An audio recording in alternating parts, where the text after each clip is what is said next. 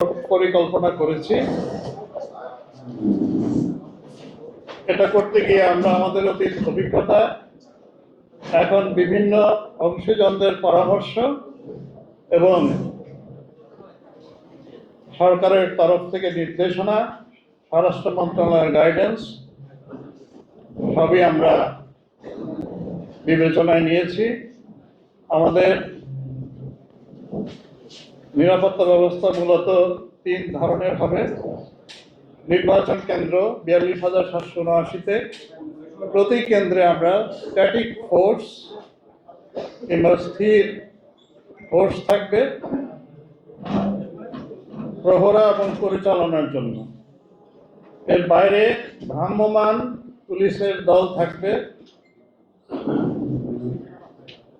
এবং জরুরি পরিস্থিতি মোকাবেলার জন্য আমরা স্ট্রাইকিং পুলিশ ফোর্স বিভিন্ন জায়গায় নিয়োজিত করব।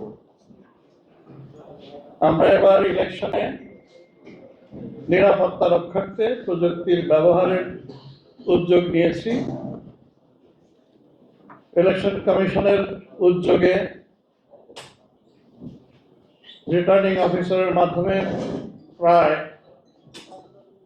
80 কিংবা 90 কেন্দ্রে সিসিটিভি লাগানো হয়েছে। পুলিশের তরফ থেকে আমরা ঝুঁকিপূর্ণ কেন্দ্রগুলোতে বডি ক্যামেরা ব্যবহার করব। এছাড়া জেলার পুলিশ সুপাররা তাদের কাছে যে ড্রোন আছে, ড্রোন ক্যামেরা, সেগুলো তারা ব্যবহার করবেন তাদের সক্ষমতা এবং প্রয়োজনীয়তা অনুযায়ী। নির্বাচনী নিরাপত্তায় নিয়োজিত পুলিশের সংখ্যা হবে 1,57,805। এর মধ্যে কেন্দ্রে স্ট্যাটিক ফোর্স থাকবে 93,391, বাকিরা মোবাইল এবং স্ট্রাইকিং ফোর্স।